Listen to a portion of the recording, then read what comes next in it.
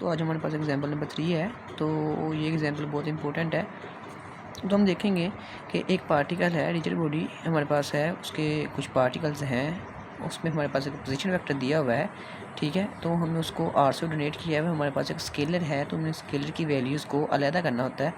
तो पहले हम ये देखेंगे कि दूसरे नंबर पर हमारे पास चीज़ बताई गई है, अगर हमारे पास at time t is equal to zero, जब हमारे पास t is equal to zero हो जाए, टाइम ज़ीरो हो जाए, तो जो पॉइंट था हमारा वो ए पहले जहाँ पर था वहाँ से हमारे पास दूसरी जगह पर जा चुका है।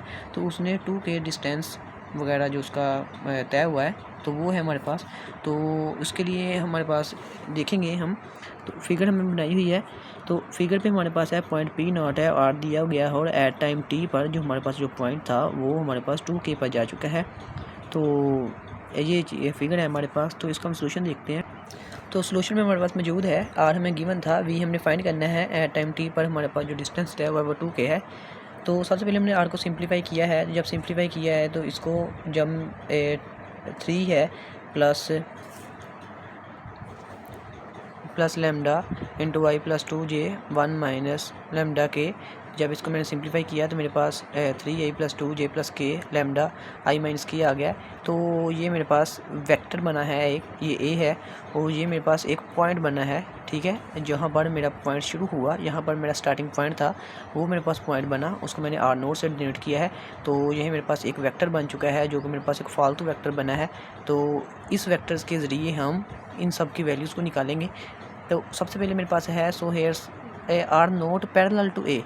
ये मेरे पास जो वेक्टर है वो इसके पैरेलल है। वो इसके पैरेलल इसलिए है कि ये वेक्टर्स एक दूसरे के पैरेलल अगर ना होते तो हमारे पास जो क्रॉस प्रोडक्ट होगा इनका आई डॉट जे, मतलब फ़र्ज़ करो जो परपेंडिकुलर है, तो इनका दरमियान जो क्रॉस प्रोडक्ट होगा वो ज़ीरो हो जाएगा। तो हमारे पास जो वेलोसिटी होगी वो भी ज़ीरो हो जाएगी।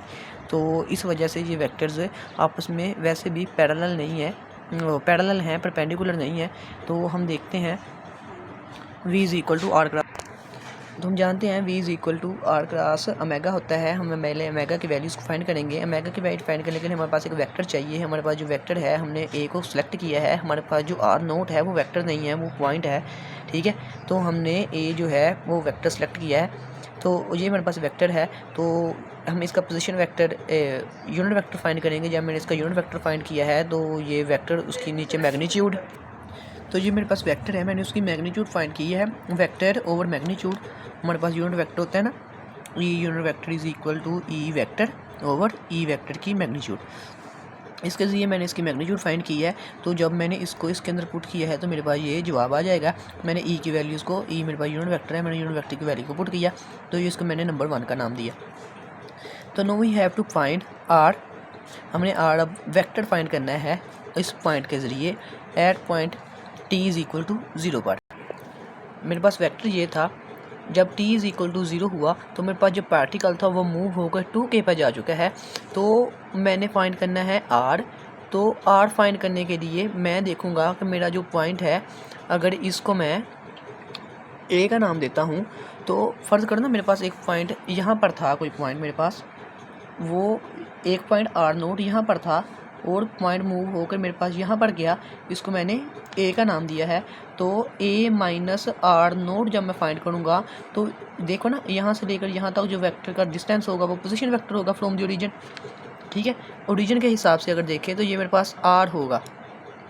ठीक है, तो आर नोट मेरे पास एक पॉइंट था, मूव होकर पॉइंट मेरे पास ए पर गया है। तो ए माइनस आर नोट जब मैं करूँगा, ए माइनस आर नोट किया तो मेरे पास जो वैल्यूज़ आएंगी तो वो -3 -2j प्लस के आ जाएगा।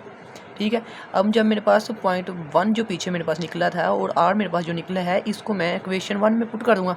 ठीक है ना, जो मेरे पास v is equal to omega cross r था, जब मैं उसके अंदर वैल्यूज़ को पुट करूँगा तो मेरे पास ये चीज़ आएगी, और इसको सिंप्लीफाई करें तो हमारे पास ये आता है।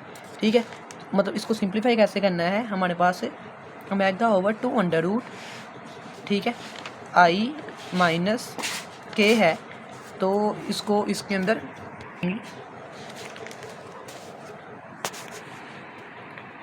कोचिंग